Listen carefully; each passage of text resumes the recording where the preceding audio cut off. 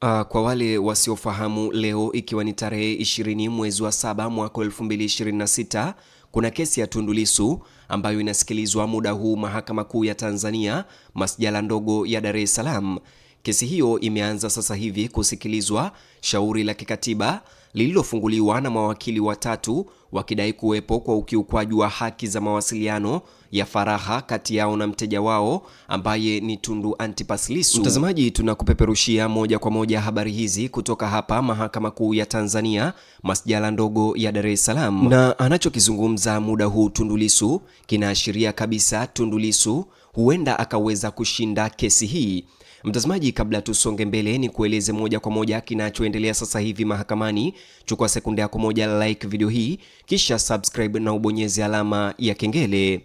Shauri la kikatiba lililowasilishwa na Tundu Lissu pamoja na waombaji wenzake leo limeendelea mbele ya jopo la majaji watatu muda huu katika Mahakama Kuu ya Dar es Salaam, ambapo shughuli za mahakama sasa hivi zimebadilika haraka na kuwa mjadala mkali wa kisheria kuhusu mojawapo ya masuala makuu ya kesi hiyo: iwapo mamlaka za magereza ziliingilia kinyume cha sheria haki ya Tundu Lissu ya kuonana na mawakili wake wakati akiwa mahabusu gerezani. Kesi hii, mtazamaji, muda huu inaongozwa na Jaji Mruma akishirikiana na Jaji Rumisha na Jaji Daktari Longopa. Muda mrefu kabla ya majaji kuingia ukumbini leo, pande zote mbili zilikuwa tayari zimeshaketi tayari kwa kikao hicho ambacho kilikuwa kikifuatiliwa kwa karibu sana nchini. Upande wa waombaji uliwakilishwa na timu ya wanasheria ikiongozwa na wakili John Seka akisaidiwa na mawakili Edson Kilatu na wakili Selemani Matauka. Chama cha wanasheria Tanganyika Law Society kilichojitokeza kama mdau katika shauri hilo la kikatiba kiliwakilishwa na wakili Emmanuel Ukashu. Kwa upande wa serikali, wakili wa serikali Stanley Kalokola alikuwepo mahakamani akisaidiwa na wakili mwingine wa serikali Francis Wisdom.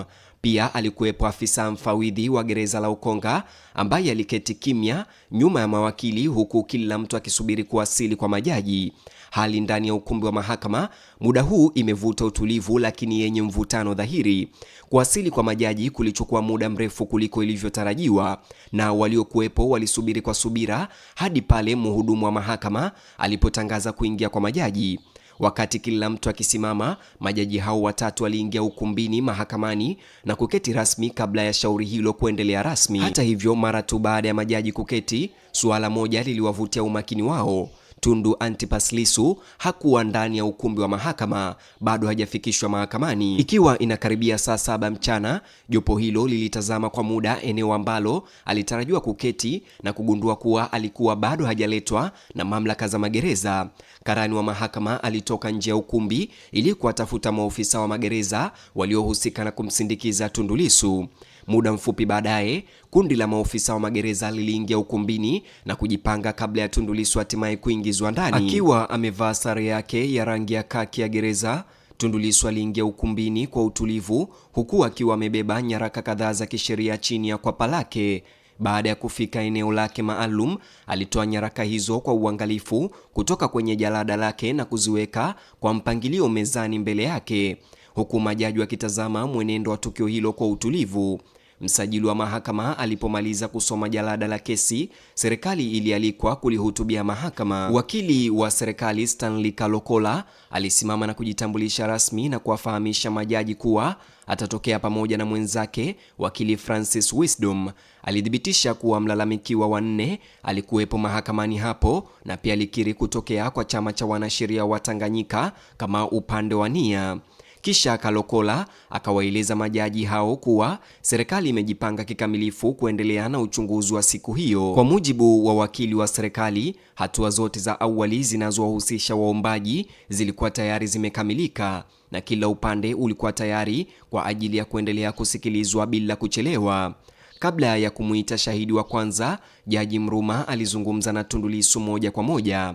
Hakimu alipendekeza kuwa kwa kuwa hayo ni maombi ya kikatiba badala ya kesi ya jinai ya kawaida, Tundu Lissu hakuhitaji kuendelea kukaa ndani ya kizimba cha mshtakiwa. Badala yake, hakimu alimkaribisha Tundu Lissu kuhamia moja ya meza za kawaida zinazotumiwa na mawakili na walalamikaji wakati wa kesi za kikatiba. Tundu Lissu alijibu kwa heshima kuwa anapendelea kubaki pale pale alipokuwa. alieleza kuwa tayari ana meza ndani ya kizimbani ambapo alishapanga nyaraka zake zote za kisheria na anaamini ataweza kuendesha shauri hilo kwa ufanisi zaidi endapo atakaa hapo. Jaji Mruma akisikiliza maelezo hayo kwa muda kabla ya kuridhia ombi hilo la Tundu Lissu. Baada ya suala hilo kusuluhishwa, mara moja kikao hicho kilihamia kwenye kile ambacho kingekuwa tukio kuu la siku hiyo, kuhojiwa kwa mwasilisha maombi wa kwanza, wakili Maduhu William. Kabla maswali hayajaanza, majaji walimtaka Maduhu kula kiapo cha shahidi. Jaji Mruma alimkumbusha kuwa akiwa ofisa wa mahakama na wakili anayefanya kazi tayari anafahamu utaratibu wa kiapo. Kisha Maduhu alijitambulisha mahakamani hapo na kueleza kuwa ana umri wa miaka 36 na ni Mkristo kabla ya kula kiapo cha kusema ukweli. Baada ya kuapishwa ndipo Jaji Mruma alipomgeukia Tundu Lissu na kumkaribishia kuanza kumhoji. Tundu Lissu hakupoteza muda, alionekana jasiri bila woga. Badala ya kupinga mara moja, shahidi huyo alianza kwa kuthibitisha nyaraka zilizokuwa mbele ya mahakama. Kwanza alimuuliza Maduhu kama anazo nakala za wito wa awali pamoja na hati ya kiapo ambayo aliapa yeye binafsi kuunga mkono ombi hilo la kikatiba. Maduhu alithibitisha kuwa alikuwa na nyaraka zote mbili mbele yake. Tundu Lissu alipanua swali hilo na kuuliza iwapo shahidi huyo pia alikuwa na nakala za kila hati ya kiapo ya walalamikiwa wanne pamoja na nyaraka zilizowasilishwa na chama cha wanasheria wa Tanganyika kama mhusika. Kwa mara nyingine tena, Maduhu alijibu kwa udhabiti, akithibitisha kuwa ana kila hati iliyohitajika kwa ajili ya kuhojiwa. Pamoja na msingi huo kuanzishwa, Tundu Lissu alimwelekeza kwa makini shahidi huyo kwenye aya za mwanzo za wito wa awali na hati ya kiapo ya Maduhu. Alimtaka shahidi huyo athibitishe kuwa katika nyaraka hizo amejieleza kuwa yeye ni mmoja wa wawakilishi wa kisheria wa Tundu Lissu katika mashauri ya jinai yaliyopo Mahakama Kuu na ya awali yaliyokuwa yameanza katika Mahakama ya Hakimu Mkazi Kisutu. Baada ya kupitia nyaraka hizo, Maduhu alithibitisha kuwa ni kweli taarifa hizo zimo kwenye hati yake ya kiapo. Ni wakati huu ambapo Tundu Lissu alianzisha suala kuu la kwanza la siku hiyo. Alimwelekeza shahidi huyo kwenye moja ya hati za kiapo za serikali, haswa hati ya kiapo iliyoapishwa na Andrew Shaban kwa niaba ya wahojiwa watatu wa kwanza. Kwa mujibu wa Tundu Lissu, hati hiyo ya kiapo ilidai kuwa Maduhu hajawahi kufikishwa rasmi kwenye mamlaka ya magereza kuwa mmoja wa mawakili wa Tundu Lissu. Alipoulizwa iwapo taarifa hiyo ilionekana kwenye hati ya kiapo, Maduhu alikiri kuwa ilionekana. Lakini badala ya kulijadili suala hilo mara moja, Tundu Lissu alichagua mbinu tofauti.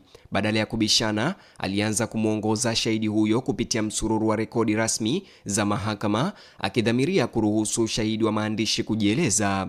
Mtazamaji, tutaacha kipande hichi hapa, lakini nitarejea na video nyingine kukueleza zaidi ya yale ambayo yanaendelea sasa hivi ndani ya mahakama.